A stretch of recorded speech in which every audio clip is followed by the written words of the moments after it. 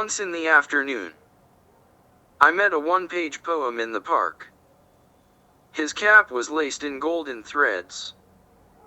Perhaps he had come in search of a girlfriend. His waistband had the proverbial 00 mark.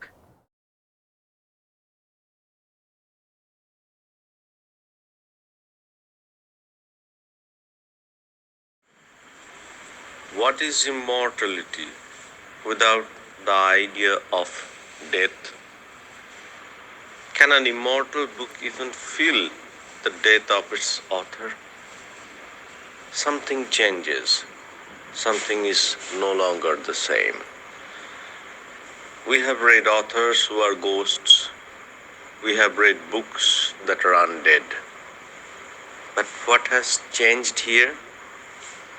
The spirit of Mukherjee Kushum is emancipated. Now we hear its wings flutter in the open cloud, feel the sound of the ink, see the leaves regrow in seasons like never before. What has changed here? This Mukherjee Kushum is the afterlife of Mukherjee Kushum.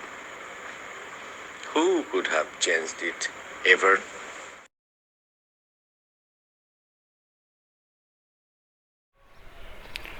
ঝকঝকে সোনালি রোদের দিন, ভোরবেলা শিশির পড়েছে চারিদিকে, তার উপর দিয়ে রোদ আসছে। বিরাট বড় আম গাছের পাতার ফাঁক দিয়ে, শিমুল গাছের পাতার ফাঁক দিয়ে ঘাসগুলো ভিজে, ঘাসের ফুলগুলো ভিজে, এই বারান্দার লোহার রেলিংগুলো ঠান্ডা, আর পাখি ডাকছে অনেক।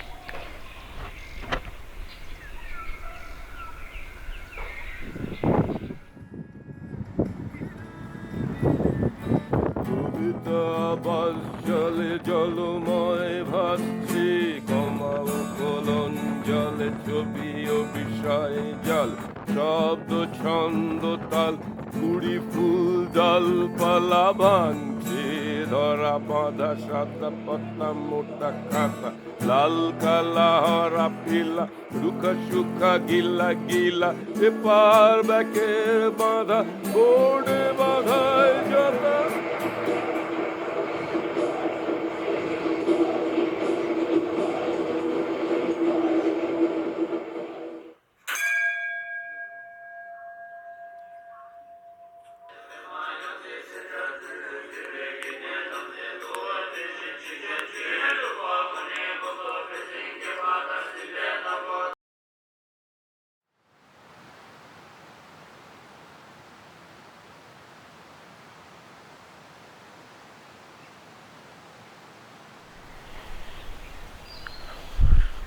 রটারনের লোহার লম্বা বেঞ্চটা ঠান্ডা হয়ে আছে, দোলনাগুলো স্থির।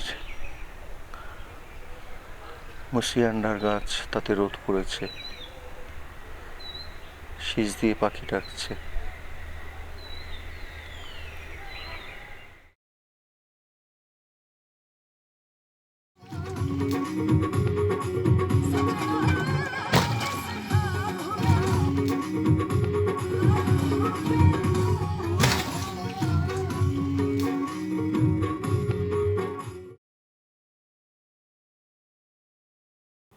প্রথম কাব্যগ্রন্থ শরীরী কবিতা প্রকাশিত হয়েছিল 1990-এর ডিসেম্বরে। 5.5 ফরমার পেপার ব্যাগ, ভেতরে 77টা কবিতা। ঠিক তো? হ্যাঁ, ঠিকই তো। তোমার সামনেই যখন রয়েছে বইটা টেবিলের ওপর। তবে কাব্যগ্রন্থ শব্দটা খুব পছন্দের নয়, বরং কবিতার বই বলতে পারো। 80 দশকের আগাগোড়া ধরে লেখা হয়েছিল ওই বইয়ের 77টা কবিতা। হ্যাঁ, কবিতার বই তো। এবং এর 3.5 বছর বাদে 94-এর শেষার্ধে মুখার্জি কুসুম। এই তোদের দ্বিতীয়বার। এই যে 3.5 বছরের ফাসলা, দুটো বইয়ের মাঝখানে তুমি যে ব্যবধানটা রেখেছ, এটা আমাদের বেশ স্বাস্থ্যসম্মত মনে হয়েছে।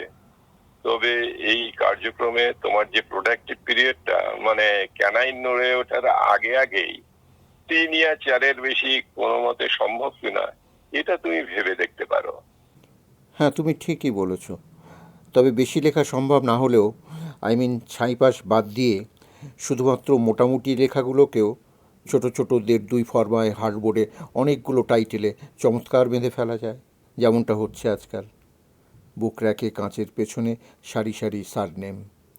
সেভাবে দেখতে গেলে কিছুটা সময় আমি অলরেডি নষ্ট করেছি। তবে আমার পছন্দ পেপার ব্যাক। এত ক্যাজুয়াল, হাতে নিলে যে স্পর্শ চেতনা, মনে হয় প্রথমেই একটা এন্ট্রি পেয়ে যাচ্ছি। কত যে কাজ করা যায় তার কভারে। এছাড়াও পোর্টেবিলিটি, এক ছাদ থেকে অন্য ছাদে, ফুটপাথ থেকে বাসের জানালায় অনায়াসে ছুঁড়ে দেওয়া যায়, কাউকে আহত না করেই। তোমার কবিতা কাউকে সরাসরি আহত করুক এটা তো চাইছো না তুমি।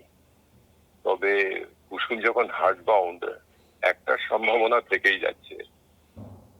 বেশ, কাভার নিয়ে বলো। শরীরী কবিতার প্রচ্ছদে একটা জিন্সের প্যান্টকে যেভাবে কম্পোজ করেছিলে পোর্ট্রেটই বলা যায়। অভিনব মনে হয়েছিল। স্মার্ট তো বটেই, অথচ একটা বড় কাগজে লিখেছে কাভারে এরকম জিপার খোলা প্যান্ট, ভাগ্যে পকেট থেকে একটা পেন ব্রাশ বেরিয়ে রয়েছে। তো এটাকে আমি কোনো পয়েন্টই দিচ্ছি না। না, এর মধ্যে একটা ব্যাপার হয়েছে, এটা আমি পরেও ভেবেছি। শরীরী কবিতা প্রকাশের পর নিজেই তার আদ্যপান্ত পড়ে মনে হয়েছে আমার। ওই 77টা কবিতার যে ঠোস ব্যাপারটা, তাদের বুনোট, রংদারি, সফিস্টিকেশন, অবয়বহীন বোধের বিন্যাস ও আশ্চর্য আবহ মূর্ছনা, বলেছেন কোনো সমালোচক। ওর মধ্যে নানা ধরনের জটিলতা নিয়ে কাজকর্ম করেছি তো আমি। ভাসমান হিমশৈলের মতো শুধু তার উপরিভাগটাই প্রথম পাটে ধরা পড়তে পারে, ভিজুয়ালি 1/11, মানে যদি সারফেস থেকে দেখা হয়। কোলাজের কাজ, পেন্টিংয়ের কাজ, এগুলো অনেকটাই সুপারফিশিয়াল। তো যেটা বলছিলাম, শরীরী কবিতার ভেতরটায় ভুঁইফোড় জিনিস টিনিস পরিত্যাগ করার চেষ্টা হয়েছে। ইঁদুর বা সাপের গর্ত নয়, আরও কিছুটা গভীরে। সময় যে স্তরে পাল্টাচ্ছে না, আর্কিওলজিক্যাল ডিগিং যেখানে যেখানে স্থিতি ও গতি, জ্বর ও চেতনের সম্পর্কগুলোকে নিরীক্ষা করা হয়, বা স্টাডিও বলতে পারো। Study of a self organizing patterning system. কবিতা কিনা জানি না। ফলত বেশ কিছু আর্কিটাইপ, যেমন উর্বরতা ও প্রজনন, জরায়ু ও গর্ভকাপনের কথা, কখনো বিমূর্ত ও ঘন বুনোটের মধ্যে। অনাবশ্যক দীর্ঘ করা হয়নি মহার্ঘ কাগজের কথা বা ভারতীয় অরণ্য সম্পদের কথা না ভেবেই। এবং তুমি অনুষঙ্গগুলো লক্ষ্য করো: সুর ও সিরাপ, আদিম মাছ, ব্রোঞ্জের ডানা, উন্মাদ ক্যাকটাস, কসাইখানার ভিজে পাম্প শু, লম্পটের বিছানার স্প্রিং, আর্সেনিক ও সুরমা ব্যবহার ইত্যাদি। এগুলো এক একটা কনসেপ্ট, হাই ডেন্সিটি। তো এর গ্লসটা ছিল ক্লাসিক ও ক্রিস্টাল ধর্মী। আমি সজ্ঞানে এর বাঁদার লিকার থেকে যাবতীয় শালা বাঞ্চর তুইতুকারি এসব বাদ দিয়েছি। সুতরাং কখনো পরে আমারও মনে হয়েছে, বা হিন্দিতে যাকে দুবিধা হয়েছে বলা হয়, যে ওই জিপার খোলা জিন্সের পোর্ট্রেট কতটা সমমর্মী হয়েছে তার কভারে। তবে অনেকে হয়তো এই তফাৎটা উপভোগ করেছেন। যেমন কবি সুব্রত রুদ্র আমাকে লিখেছিলেন, শরীরী কবিতা নামেই শরীর, শরীর মুক্তির শুদ্ধতা এখানে ছড়ানো। অবশ্য শুদ্ধতা শব্দের মানে আমার কাছে অন্যরকম।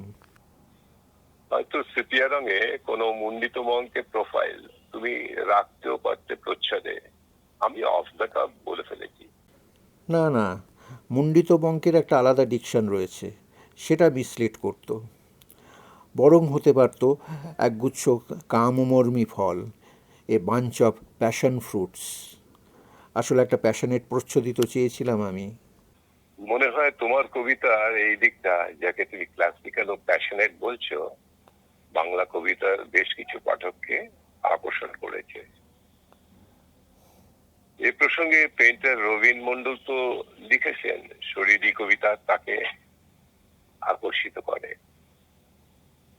বা যেমন হায়দ্রাবাদ থেকে প্রবাল দাশগুপ্ত তো ব্যক্তিগত চিঠিতেও লিখেছেন, শরীরী কবিতা তার সমসময়ে একটা বড় ঘটনা।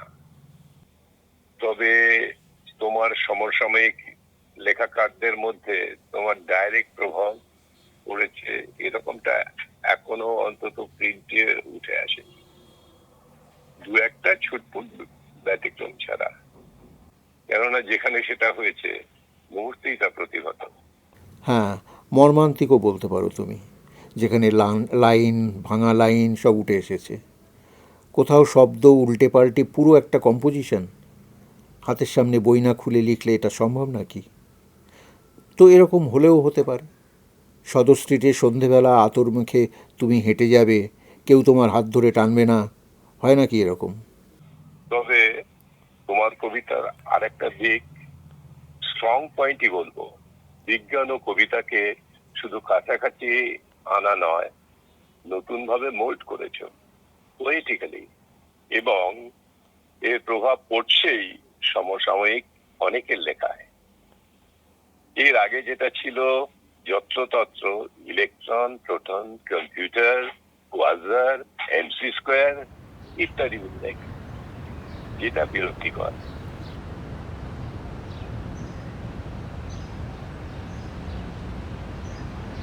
মুখার্জি কুসুমে তুমি কিন্তু একেবারে অন্যরকম। শরীরী কবিতা যেখানে অনেকটা ইমপ্রেসিভ, সেখানে কুসুমের ফরম্যাটটা অনেক বেশি এক্সপ্রেসিভ। মনেই হয় না যে একই সময়ে ওই কাজটায় হাত দিয়েছে। হ্যাঁ, মুখার্জি লেখা হয়েছে দীর্ঘ সময় ধরে, ৩০-৩৫টা কবিতা, সেই 1985 থেকে 1994, এই 10 বছর। আরও কিছুটা আগেই হয়তো বের করা যেত বইটা, কিন্তু কৌরবের ইচ্ছে ছিল ইংরেজি অনুবাদ রাখার। পরে অবশ্য নানা অসুবিধায় সেটা স্থগিত রাখা হয়। 85 শীতের জামশেদপুরে এক তুলকালাম পানীয় সন্ধ্যায় ওর প্রথম 8-10টা কবিতা পড়া হয়েছিল। সেই আড্ডায় কবি রণজিৎ দাসও ছিলেন।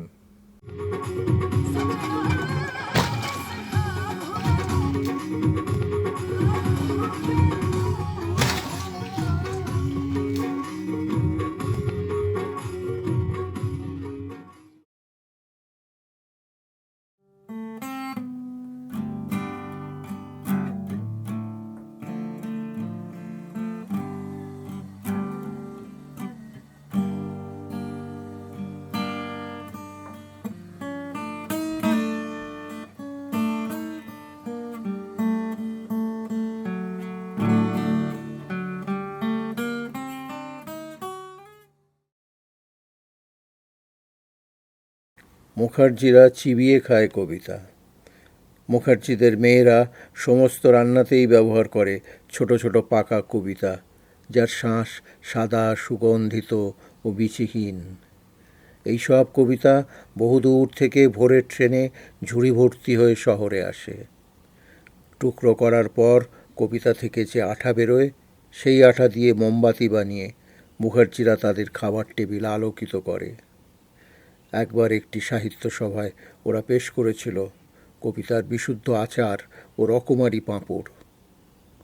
আগামী পুজোয় মুখার্জিরা তাদের রান্নাঘরের ছাদে একজোড়া দুর্লভ কবিতার চারা লাগাবে।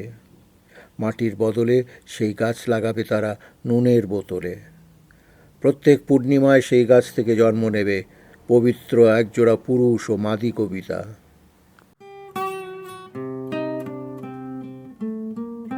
গান এসেছিল কাল ফলের আকার নিয়ে আমার টেবিলে। তাতে আমি 2 কামড় দিয়ে দেখেছি ভরেছে মুখ ফলের অপূর্ব পীত রসে।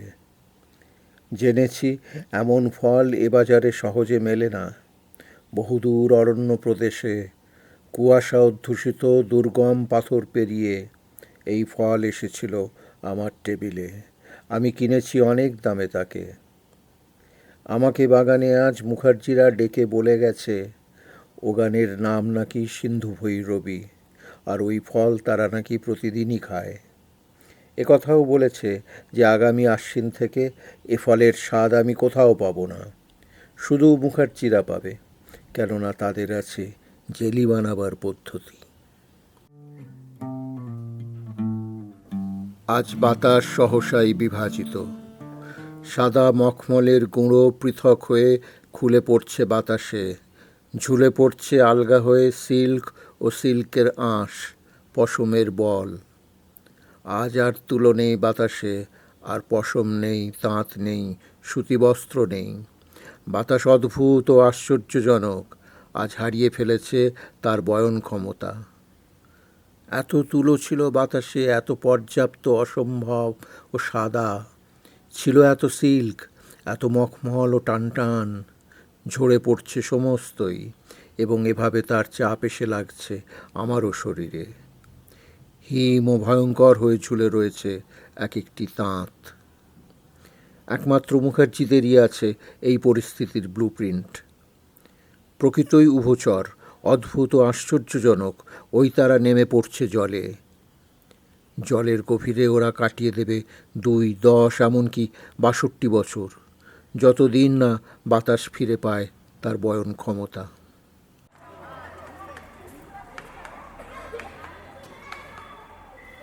একটি কবিতার সাথে দেখা হলো বিকেলে উদ্যানে। মাথায় জরির টুপি, প্যান্টুলুনে 00 বেল্ট। দৈর্ঘ্যে বেশি বড় নয়, এঁটে যাবে এক পাতাতেই। মনে হলো এসেছে সে কোনো বান্ধবীর সন্ধানে। কোন দিকে থাকা হয়, সম্ভ্রমে এ প্রশ্ন করাতে আমার নিকটে এসে জানালো সেই সৎ গর্বিত, এ তো স্বাভাবিক প্রশ্ন, প্রতিদিনই জানতে চায় লোকে। থাকি মুখার্জির ঘরে, তারই বরে হয়েছে বিখ্যাত।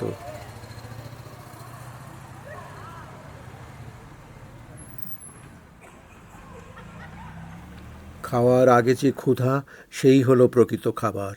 তাকে খাও, একথাই মুখার্জিরা আমাকে বলেছে। আমিও তো একথাই আক্ষরিক সত্য এই জ্ঞানে বসে আছি। নীরব তার দেহে দাঁত বসাবার আগে থমকিয়ে ভেবে, আপেলের জেলি থেকে চামচ উঠিয়ে এনে পুনরায় ভেবে ফলহীন রয়ে গেছি। ফলভোগ মুখার্জি করেছে। একবার সে আমাকে ফলের আত্মার চেহারা দেখালো সম্পূর্ণ। সেই স্রোতধারা, ফলের নদীটি, ফলের পাহাড় থেকে নেমে এসে মিশে যায় ফলের সাগরে। অতঃপর রোদের কিরণে তারই নীল আত্মা উড়ে মহাকাশে গিয়ে মিশে যায়। শুনে আমি মুগ্ধ হই, আমি তাকে প্রণিপাত করি। এখন রয়েছি বসে, অপেক্ষায় নয় আর, শুধু এই গভীর আশ্বাসে। বস্তুত একলা নয়, রয়েছে আমাকে ঘিরে আত্মাদল, অসংখ্য, বিপুল। তাদের কোনোটা ফুল, কেউ ফল, নাশপাতি, আপেল। ওই মহাকাশ থেকে আমাকে স্নিগ্ধ করে বেদানার অমর আত্মারা।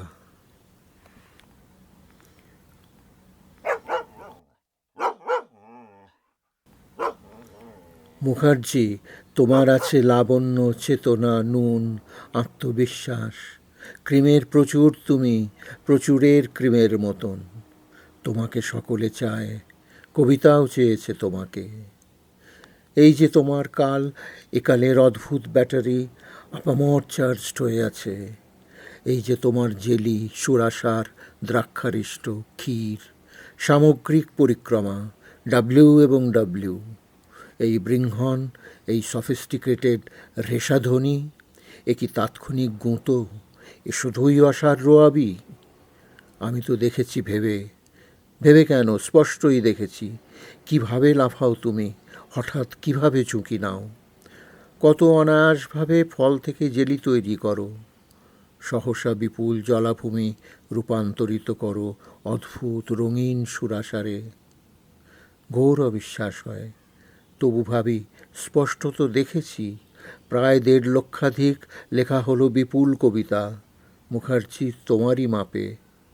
সকলে আমাকে বলে, আমিও আমাকে ডেকে বলি, হতে হবে মুখার্জির মতো।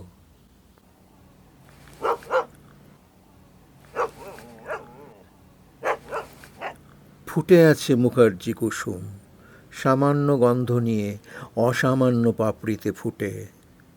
যে কেহ পেয়েছে ঘ্রাণ, বুঝেছে বিপুল টল দেহ, যদিও তাহার নয়, তবুও সে মুখার্জি কুসুম। যেন সম্মোহন আনে অদ্ভুত রঙে ও আঘ্রাণে। কি ভালো যে তার লাল, তার পীতবর্ণ ঝিরিঝিরি, সবুজ সামান্য পাতা অভিজাত যুক্তিগ্রাহ্য টানা, কিভাবে সহসা ঝরে পুনরায় ফেরে সে কুঁড়িতে। জানি আমি মুখার্জিকে, কি কষ্টে সে কুসুম হয়েছে, কিভাবে ঝড়ের রাতে বোটা ভেঙে নুয়ে পড়েছিল, আবার রৌদ্রে তাপে ধীরে ধীরে পেয়েছে ঋজুতা। এই যে ঋজুতা, ত্যাগ, সহিষ্ণুতা, প্রেম ও পীড়ন, এই তো এভাবে পাপড়ি, আরও পাপড়ি, এইভাবে ঘ্রাণ। আনন্দবাজার ঘুরে একথা যুগান্তরে ক্রমশ বুঝেছি। দেখেছি পড়া গড়ে নীলবর্ণ, কোথাও বা ফিকে। দেখি আর লিলি নয়, মল্লিকা বা গ্লাডিওলা নয়, সব প্রেম দৃষ্টি দিয়ে শুধু আজ মুখার্জিকে দেখি।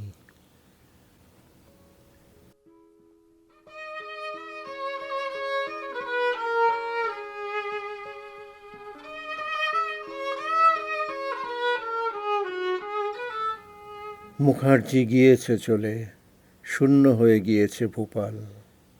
মহাদ্রোম পড়ে গেছে, যেন মহাকাশ থেকে ধূমকেতু লাফিয়ে এসেছে নেমে ভূপালের জলে। জল নীল। কবিতার মেঘ গ্যাস খুলে গেছে, মরেছে কবিরা।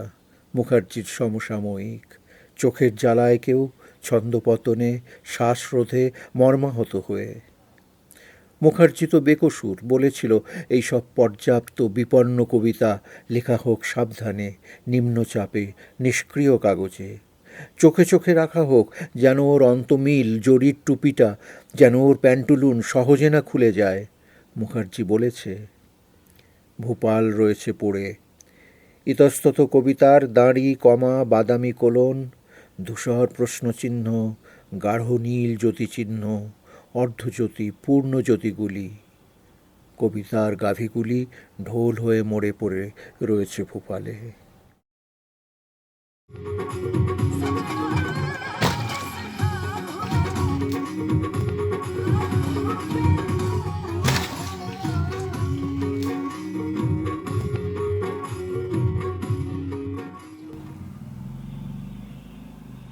আমার মনে আছে কৌরবে প্রথম প্রকাশের পর কুসুম অনায়াসেই রাতারাতি পপুলার হয়ে গিয়েছিল। দেখো, যারা শরীর কবিতা পাঠের সময় হুম হুম বেশ বেশ বলতেন, তারাও সরাসরি দেখলাম দারুণ দারুণ বলছেন। এ আমি রেডিও স্টেশনে পাঠের সময়ও দেখেছি। রেকর্ডিং রুমে জার্মান মেশিনে স্পুল রিওয়াইন্ড করতে করতে প্রোগ্রামার বলেছেন একই কথা। কয়েকজন পাঠিকাও এই সময় পেয়েছো তুমি, মনে করে রাখো। হ্যাঁ, এই প্রথম সচক্ষে আমার গুটি কয় পাঠিকাদের দেখলাম আমি, মানে তারা নিজেরাই দেখা দিল। এর কতগুলো কারণ আমার যা মনে হয়েছে। ওকে, তার আগে এই সিরিজের ব্যাকগ্রাউন্ডটা নিয়ে কিছু বলতে পারো তুমি? দেখো, শুরুতে কিছুটা অন্যরকম ছিল। ভাবো, বাগানে অর্কিড নিয়ে জেনেটিক কাজকর্ম করছো তুমি, তোমার সকল প্রয়াস দৌড়ধূপ তারই পেছনে। এরই ফাঁকে একপাশে তুমি 2-4টে শালগম, টমেটো।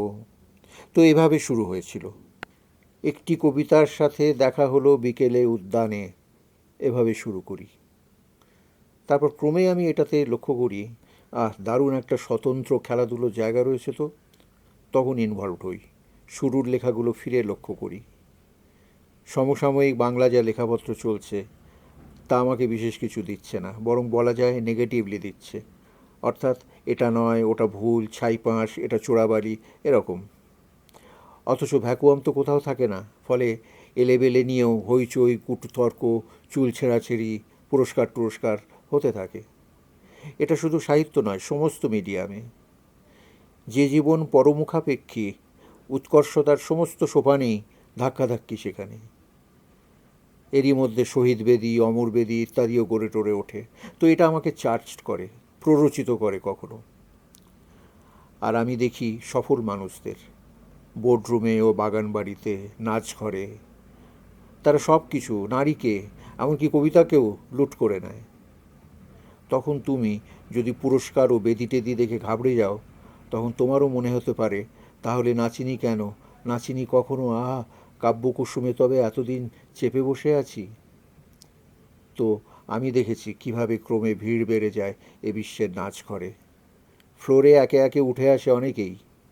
এই নাচঘরের মালিক হলো মুখার্জি, মালিকই বলা যায়, অথবা সে ডার্লিং অফ দ্য ফ্লোর। তার এই কারিশমাকে আমি নাগরিক রেসপেক্ট করি। কিভাবে সহসা ঝরে পুনরায় ফেরে সে কুঁড়িতে। তবে যেহেতু এ নাচ আমার নয়, আমি তাই এলিয়েনেটেড। বিয়ার পান করি, একা বসে থাকি আমি সমাসবদ্ধ হয়ে। নিজস্ব ছন্দ নেই, আধুনিক হেমন্ত আঁধারে সামান্য শীতের স্পর্শ।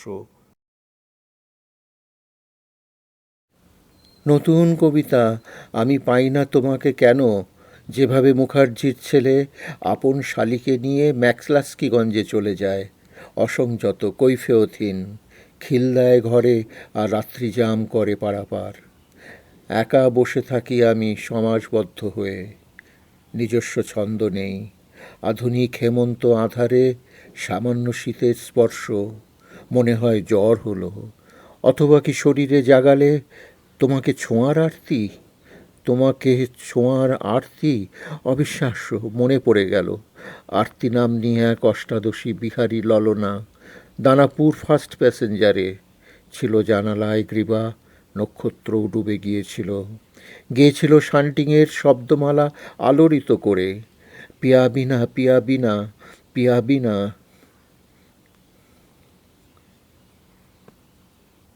হ্যাঁ, এই ছোঁয়ার আরতি। তোমার নতুন কবিতা জগৎকে খুঁজে পেতে তুমি এখানেও খুব প্যাশনেটলি, কখনো তো প্রায় কান্নাকাটি দেখা দেওয়া এই পর্যায়ে চলে গেছো, এটা আমার মনে হয়েছে। তো অন্য প্রসঙ্গে আসি এবার। এই সিরিজের দীর্ঘতম যে লেখাটা, কবিতা আবাস জলে জলময়, ওটাতে তোমার বিষাদ, মজাকি, ক্রোধ সব মিলে ঝুলে আয়োনাইজড হয়ে রয়েছে। এটাকে তুমি প্রথম একটা সিটিং এ যখন পড়ো বলেছিলে র্যাপ কবিতা। একটা টানা ব্যাকগ্রাউন্ড বিটের সাথে সাথে ওই ভাসছে ভাঙছে শব্দগুলো এসে পড়ছিল। তো এটা কি তুমি স্টেজ পারফরমেন্সের দিকটা মনে রেখে করেছিলে? না, সেরকম নয়, কারণ আমি কদাচিৎ নাচবো ভেবেছিলাম।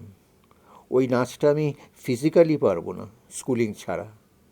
আমি তো ছোট থেকেই নাচ বলতে বসন্তে ফুল গাঁথলো এ দেখে এসেছি। এটা বেশ বলেছ। তবে চেষ্টা করলে বাংলা বাজারে নাচে তাজ কি আর এমন শব্দ। তুমিও তো এই সিরিজের শেষের দিকে নামি আমি মুখার্জি সড়কে লিখেছ। না, ওটা আমি এক্সামিন করি, সত্যি কি নামা যাবে ওভাবে। তোমার খেলাটা তুমি নিজে খেলবে, লিখবে তুমি প্রধানত তোমার নিজের জন্য, নামবে তোমারই পছন্দের টেরানে রাস্তায়। তবে এগুলোকে শুধু কবিতার স্তরে রেখে যেও না, আমিও সেভাবে ভাবিনি। কবিতার ছন্দ জ্যোতি অন্তমিলকে বরং আরও বড় স্প্যানে তোমার নাগরিক জীবন ও অস্তিত্বের মার্কাট্টা দিকগুলোর সাথে মিলিয়ে নাও। কারণ এটা তো আক্ষরিক নতুন কবিতার খোঁজ নয়। যন্ত্রজীবনের যে নির্বিচার মাংস ও আতরের প্রদর্শনী, তার ঝাঁজ থেকে হাঁপিয়ে তুমি যে একটা সুবাতাসের সঙ্গে আত্মিক সম্পর্কের জন্য ছটফট করছো, সেই মতো কিছু। নিজের মতো বুঝে নাও তুমি। এটা আমারও মনে হয়েছে কুসুম পড়ে। বর্তমান সময়কে ডাইরেক্টলি ফ্রেমে রেখেছ। বিষয়গতভাবে নতুন এ কথা বলা যাবে না, হয়তো তুমিও বলবে না, তবে ট্রিটমেন্টের ব্যাপারে অভিনব এবং রিডেবল। টেকনিকের দিক দিয়ে দেখবে ছন্দচাতুরি নয়, তার ব্যাকরণ তো নয়ই। মাত্রাবৃত্ত, অক্ষরবৃত্ত, স্বরবৃত্ত, এরকম কিছু কিছু শব্দ আমি শুনেছি মাত্র, এরা বিশ্বাস করতে পারো। এবং উদ্ভট শব্দবন্ধও নয়। তবে কিছু ম্যাজিক্যাল মুভমেন্ট আমি চেষ্টা করি, এক একটা সাডেন টার্ন, ফলে ত্বরণ অনুভব হয়, রক্ত চলাচল বাড়ে, সেই মতো তাজগি। যেমনটা অ্যামিউজমেন্ট পার্কে টোরা টোরা বা রোলার কোস্টারে বসলে একটা এক্সট্রা জি ফিল করতে পারো। আমাকে একবার রঞ্জন মৈত্র চিঠিতে লিখলেন, আপনার মুখার্জি কুসুম বস্তুত আমাকে চিৎ করে ফেলেছে, অথচ আপনি নিজেও মানবেন যে খুব গভীর কিছু নেই এই সিরিজের কবিতাগুলোয়। কিন্তু যেই তোমাকে ছোঁয়ার আরতি থেকে আরতি নাম নিয়ে এক বিহারী ললনায় গেলেন এবং মনে পড়ে গেল আগে বসালেন অবিশ্বাস্য শব্দটি, আমি একেবারে ফিনিশ। হ্যাঁ, ওটা একটা সহজ উদাহরণ, ঠিক কোট করেছে। তবে এই মুভমেন্ট গুলো শরীরী কবিতাতেও ছিল।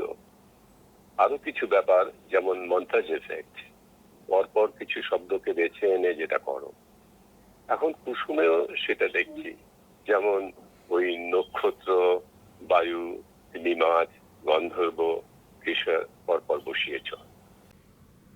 আমি যেভাবে শব্দ ব্যবহার করি, শুধু মন্তাজ নয়, যেভাবে পাশাপাশি বসাই, নানা রকম পারস্পরিক সম্বন্ধ থাকে। এই কাজটায় আমাকে আরও অনেক জটিলতা ও রহস্যের মুখোমুখি হতে হবে। এর মধ্যে শব্দগত ও চেতনগত দু ধরনের ব্যঞ্জনাই এসে পড়ে, দুয়ে মিলে কখনো একটা মিউজিক্যাল অ্যাবস্ট্রাকশন, এরকমই চেষ্টা। তবে দেখতে হবে এগুলো সমসাময়িক আরও অনেক পাঠকের সুরতাল জ্ঞানের সাথে মিলছে কি না। তা না হলে অন্তত এই মুহূর্তের বিচারে অনেকটাই হয়ে থাকবে তৃতীয় সুর আর ষষ্ঠ সুর।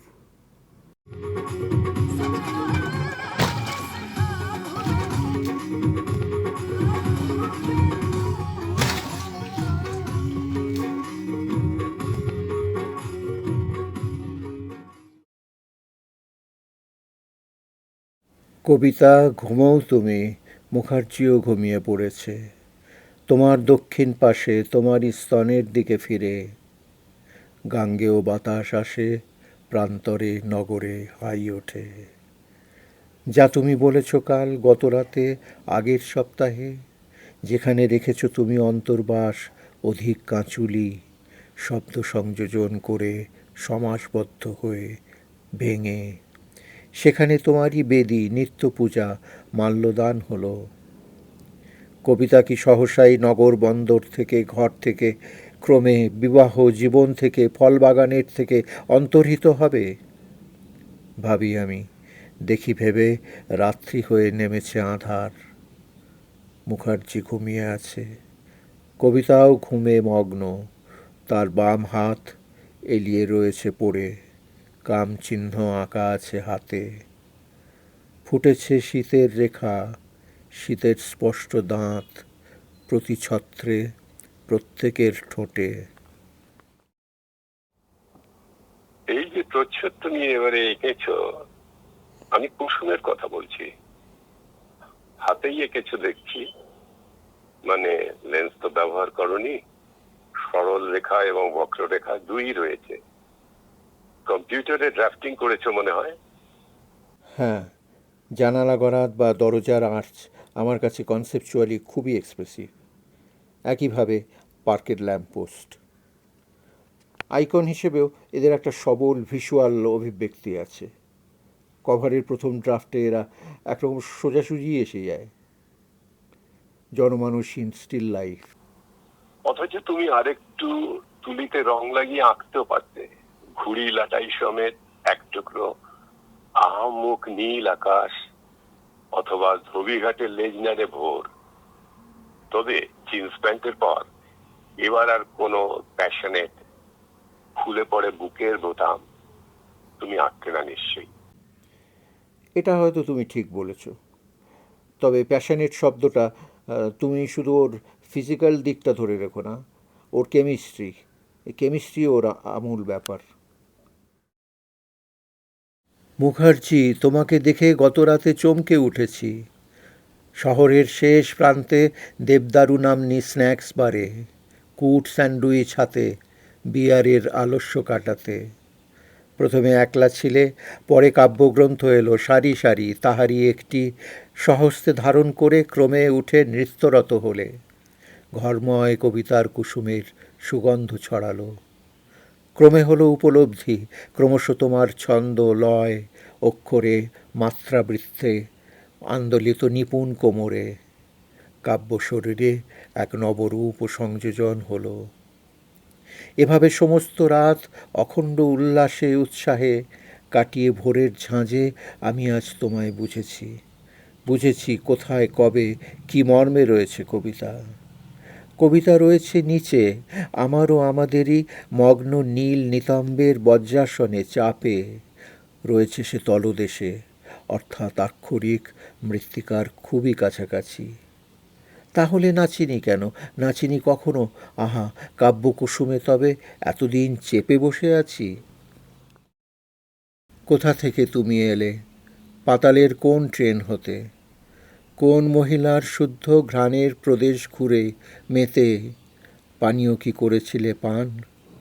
ছিলে কি বাণিজ্যে সংশয়, সুরে ক্লান্ত, কবিতায় ভয়ে, পান্থনিবাসে রাতে পরিযায়ী পাখিদের স্রোতে? তুমি যেন সেই বার, যেন সেই আধা রেস্তোরাঁর আজনবী, কাবাবের গন্ধে ঝাঁঝে ভ্রান্ত ম্লান মুখ, টমেটো সসের পাশে ঠান্ডা হিম কাটলেট ও কবি। পাতাল স্টেশন ছবি তোমাতে কি বিষাদ জাগালো? কোথা হতে তুমি এলে রাতের সহসা নীল বিষম প্রয়োগে ভ্রষ্ট হতে, দারু ব্রিফকেস হাতে, যেন এক রাত্রির অন্ধকার পৌত্তলিক স্তূপ, অন্ধকার শরীরের ঝাঁকগুলো করেছ নির্মাণ। পেয়েছ কি সুর ও কবিতা? ছুঁয়েছে পাতাল অস্থিরতা? তোমার ঘ্রাণের সাথে মিশেছে কি অন্য কারো ঘ্রাণ? শোনো, দেখা হলো, দেখা হলো পরিষ্কার ভোরে। অমন সজোরে হাত কেন ধরো? শান্ত নম্র হও। শোনো, দেখা হলো, ছদ্মবেশ ধরে নয়, ব্যক্তিগত পাঞ্জাবি চাদরে, পাহারা দেবার ছলে, রাত্রিদূত সেজে। কিভাবে যে তুচ্ছ করো, শুনেও শোনো না, কথা কাটো, তবু মনে করো একবার অযোধ্যা পাহাড়ে ভোরবেলা, রাত্রির বেবুন আধারের পশ্চাতের স্ফীতকায় লাল পিণ্ড ক্রমে সূর্যরূপে কীরকম লাফ দিয়ে উঠেছিল। সেই মতো পরিষ্কার ভোরে দেখা হলো। দেখলাম শহরের রাজপথে প্রকাশ্য সড়কে থ্যাঁতা মুখ কবি, পাশে পড়ে আছে কবিতা পাথর। অপলক চেয়ে থাকি, দেখি ছবি, তোমাকেই দেখি। সামান্য মেশাই তেল, দেখি রং নরম হয়েছে। এভাবে সামান্য টান লাগে আর কবিতার পাল্টায় রং, রং পাল্টায়, রং পাল্টায় রং। আমি কাহানি সরিয়ে রেখে তোমাকেই দেখি। দেখি তুমি সামান্য উদাসী, ঋজু, ডাঁটো এবং রসস্থ। চাহনি মদির নয়, কিন্তু অনর্গল নিঃশব্দ কথা বলো। কেশদাম খুলে দাও, কর্কশ আঙুল পোষা টিকটিকির মতো ক্লিন্ন হিম, ফলত উত্তেজক। শোনাও স্রোতের শব্দ, রক্তে কফে তোমার যে স্রোত। স্পর্শ করো না কেন? শরীরে কি অসঙ্গতি আছে? এবার তুলির আমি অন্য প্রান্ত ব্যবহার করি। দমকা হাওয়ায় লাগে সহসা ঝাপট। দেখি কারা যেন নোঙর তুলেছে। দোলা লাগে, দুলি, দেখি তুমিও তো নতুন কবিতা, অস্পষ্ট অবয়ব, দুলে ওঠো আর ছুঁতে চাও। কেশদাম খুলে পড়ে বুকের বোতাম। ফুল পড়ে আছে, ভাবি আমি, ঝরেছে কবিতা বৃন্তচ্যুত হয়ে। আরও প্রবাহিত জল, চিমনি লাল ডোরাকাটা, নীলাকাশ মন্থন করেছে। ভাবি আমি, এইবার ক্রিয়াপদ বর্জিত হবে। রান্নাঘর ধুয়ে দেবে মুখার্জির নতুন চাকর। নয়া পোর্সিলিনে রং লাগে। কি খেয়েছ গত রাতে? ছিল স্যুপ, ছিল কি অদ্ভুত সাজানো দাঁতের মাঝে চেরি ফল, সম্ভ্রান্ত আপেল। খাসির মাংস ছিল উষ্ণ আর্দ্র, রসুন, গোলাপ জল, লবঙ্গ, আতর। কি খেয়েছ গত রাতে? চাদরে লেগেছে কিছু তার। মনে হয় সেজেগুজে আছো, নতুন পাতার পাশে সবুজ কলমে আছো তুমি। কি দেখেছ মধ্যরাতে? পিপাসায় শুকনো ফাটা ঠোঁট, মনে হয় কীটদংশ পাতা। অনন্ত গভীরে জল, ধুলো ওড়ে, দস্যু মরুভূমি।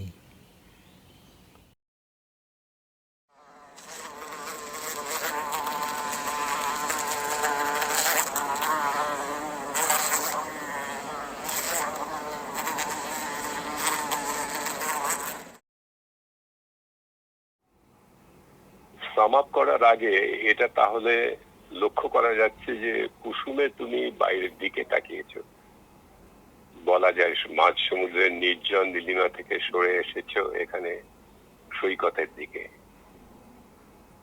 হয়তো তাই টুরিং পাঠকের সাথেও সহজ হয়েছে যোগাযোগ। জল এখানে অপেক্ষাকৃত অগভীর, তবে ছোড়া টান আছে, পাঠক যার উল্লেখ করেছেন। এছাড়াও অনেক অংশ জুড়ে রয়েছে একটা ইমিডিয়েসি, জীবনের সুন্দর দিকগুলোকে ঘিরে বিপন্নতা ও উদ্বেগ। ঠিকই ধরেছ, কবিতা এরকম সোজাসুজি অনেকেরই পছন্দ নয়, তবে ওটা ঠিক উপদেশও নয়, এই সময়ের একটা সার্বিক বোধ। ওর কনটেক্সটটা লক্ষ্য করে দেখো। আর গভীরতার কথা আমি তো পাঠকের হয়ে বলতে পারি না, তবে পাঠকের কাছে অনেক কখনো এটা অনেকটা বাঞ্জি জাম্পিংয়ের মতন। ধরো পর্বত শিখর থেকে নিচে অতল গভীরে তুমি ঝাঁপ দিলে, কিন্তু কত দূর যাবে তুমি তা নির্ধারিত হয়ে আছে শুরুতেই, তোমারই পায়ে বাঁধা ওই Manila rope.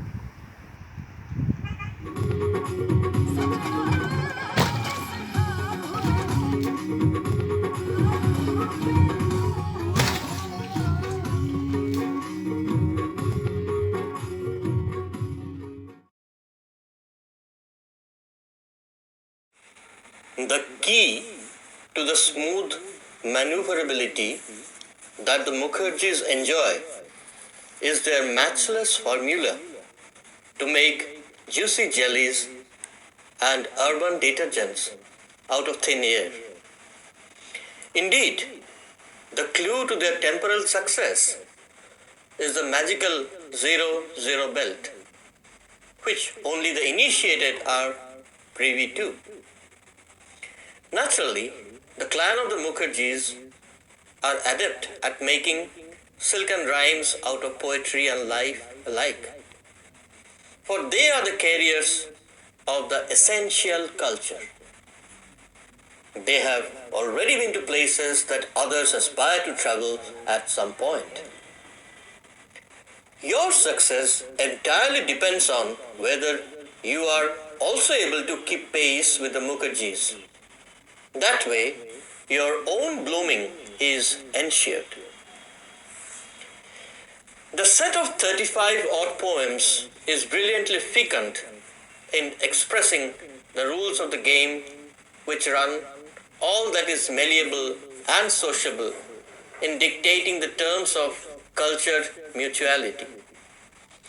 The Mukherjees have, in fact, 4 essential attributes that help run the show: allurement, consciousness, brine, and self-confidence. No wonder, come dawn, the Mukherjees rise from the eastern horizon, not Sol. Such is their reach. The ones who are enamored by such success must wait all their lives to receive the patronage of such sleek existence. Patience is the key to sociable success. The poems hint that often. But nothing is gratis. The Mukherjees must extract a price for their colorful closeness and patronage. Indeed, their hypnotic petals beckon each one of us every moment of our living. We turn somnolent bit by little bit.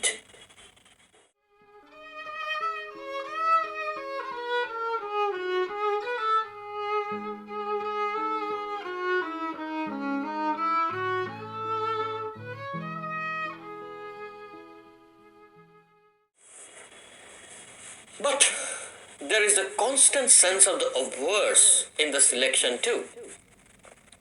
A deep and rich melancholy which engulfs our beings with a light that comes from afar, from some distant galactic star that lies beyond all flash and glam, away from all things that take us towards an easy, ruthless herding with our fellow performers. Bedonar Amor Aktara, the cosmic and deathless souls of melancholy, Perhaps they save us from drifting into sociable attention seeking and give us respite from the lather of cleansing detergents that Mukherjees try to sell us every single passing moment.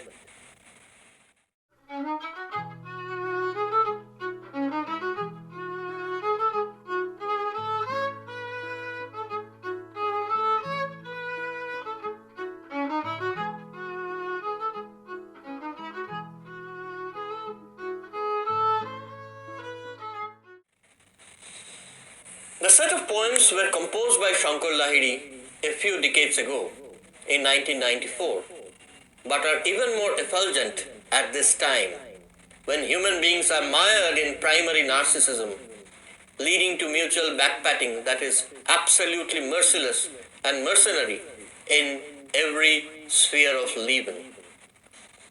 Indeed, we have passed seamlessly through the market of happiness, Ananda Bajar, to all the new era, to this new era, Jugantar, of aromatic and breezy living, as Lahiri reflects upon the world of the spectacle. Every corner of life's perilous journey must be enchained with sociability. Perish the cosmological, the Mukherjee syndrome has infested every inch of the communicative world. So much so that all solidarity, every commune, is now virtual in the reality. In our every single utterance, and rhymes must match. Now, even more. Edgeless are all relations. Perhaps the only change in this brave new century is that the Mukherjee in each one of us has turned even more casually cruel in transactions.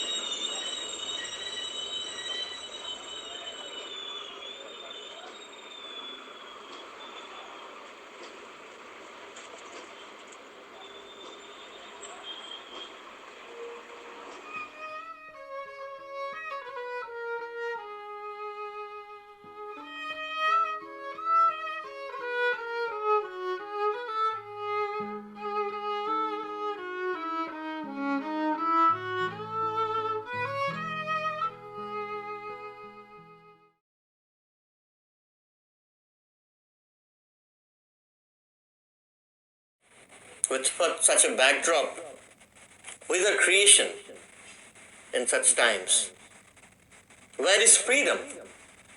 Is there any possibility of reviving the painful Vangmayata, sonorousness that is Kavya, from the rich and crooked petals of Mukherjee Kusum? Are there other flourishings beyond the earthly and the temporal ones?